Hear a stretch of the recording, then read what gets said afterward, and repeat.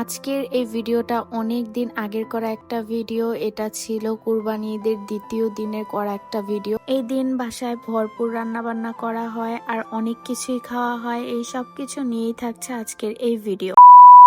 সকালবেলা একটু লেট করেই ঘুম থেকে ওঠা হয় আর উঠেই দেখি যে বাহিরে এত বেশি রোদ ছিল যা বলার মতো না। অনেক বেশি গরম পড়েছিল এই দিন। এই গরমের সিজনটা আমার একটুও পছন্দ না, অনেক বেশি বিরক্ত লাগে। তো যাই হোক, ফ্রেশ হয়ে তারপরে এইদিকে সবার সাথে বসেছিলাম আর তখন দেখি যে প্রায় 11টার মতো বাজে আর আম্মু এইদিকে আন্টিদের সাথে কথা বলছিল। আজকে আম্মু অনেক কিছুই রান্না করবে, তো এই জন্য ফার্স্টেই দেখছিলাম গরুর মাংস, মুরগির মাংস সবকিছুই নামিয়েছে আর এইদিকে সবাই একসাথে ব্রেকফাস্ট করবে, এর জন্য পরোটাগুলো ছেঁকা হচ্ছিল। এমনি তো আমাদের বাসায় বেশিরভাগ সময় সবাই পরোটাটাই খায় আর ঈদের পর তো আরো বেশি খাওয়া হচ্ছিল, কারণ তখন গরুর মাংস ছিল আর গরুর মাংস দিয়ে পরোটা খেতে অনেক বেশি মজা লাগে। পরোটা আর গরুর মাংসর কম্বিনেশন একদম বেস্ট একটা কম্বিনেশন, এটার উপরে আর কিছুই হয় না। আম্মু আজকে 2 টাইপের গরুর মাংস রান্না করবে, এই জন্য মাংসগুলো ভালোভাবে কেটে নিচ্ছিল। ফার্স্টে আম্মু রান্না করছিল এইদিকে সাদা ভুনা করা গরুর মাংস,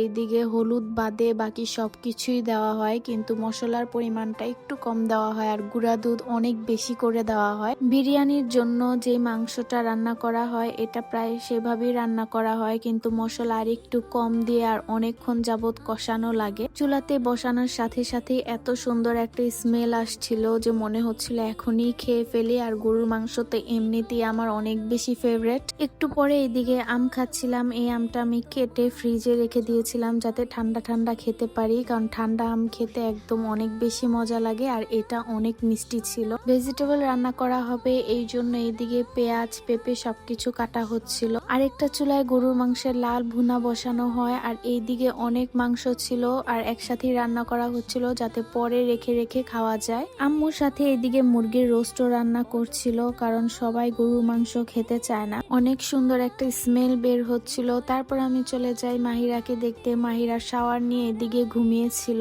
এইদিকে সাদা গরুর মাংস ভুনা রান্না করা হয়ে গিয়েছিল আর এটার কালারটা অনেক বেশি সুন্দর লাগছিল দেখতে আর খেতে তো অনেক বেশি মজা হয়েছিল। তো আমি এদিকে নেড়ে নেড়ে দেখছিলাম আর পাশের চুলাতেই ছিল মুরগির রোস্ট, যেটাও অলমোস্ট ডান। শাওয়ার নিয়ে তারপর আমি আবার চলে যাই মাহিরাদের রুমে, কারণ তখন মাহিরা ঘুম থেকে উঠে গিয়েছিল আর এইদিকে ও একা বসে বসেই খেলা করছিল। আম্মু এই দিন সাথে পোলাও রান্না করেছিল, কারণ মুরগির রোস্টের সাথে পোলাওটা খেতেই বেশি মজা লাগে। ঝাল ঝাল ভুনা করা গরুর মাংস রান্না প্রায় একদম শেষের দিকে আর এটাতে অনেক পরিমাণের হাড্ডি ছিল। গরুর মাংসতে হাড্ডি থাকলেই খেতে বেশি মজা হয়। আজকের এই ভিডিওতে বেশিরভাগ সব ভিডিওই হচ্ছে খাওয়া দাওয়া রান্না বান্নার ভিডিও। আম্মু এদিকে সবার জন্য লাঞ্চ সার্ভ করে দিয়েছিল, তো এদিকে ছিল পোলাও, গরুর মাংস, মুরগির রোস্ট, সাথে ছিল ভেজিটেবল। যখনই আমি ক্যামেরাটা অন করি আহাদ আর মিহাদ খালি হাই দেয় আর এইদিকে সবাই একসাথে বসে লাঞ্চ করছিলাম। আমি আমার প্লেটে সব খাবারগুলো একসাথে সুন্দরভাবে সাজিয়ে এদিকে একটু ভিডিও করছিলাম। ফার্স্টেই আমি এদিকে ভেজিটেবল দিয়ে খাচ্ছিলাম। ভেজিটেবলটা আমি অল্পই নিয়েছিলাম আর তারপর নিয়েছিলাম সাদা ভুনা করা গরুর মাংস।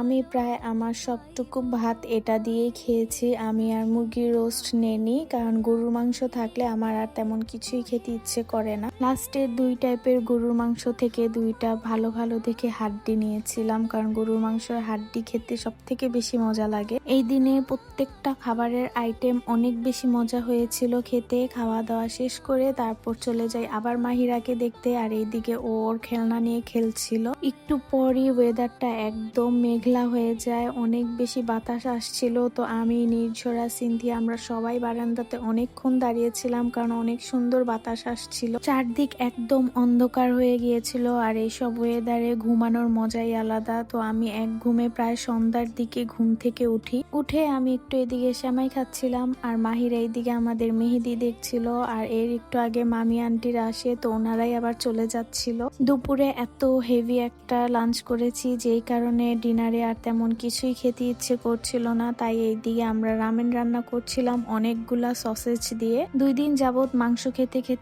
খেতে আর ভালোই লাগছিল না, তাই এদিকে রামেন রান্না করে ডিনারে খেয়েছিলাম। তো আজকের জন্য এতটুকুই। Thank you so much for watching.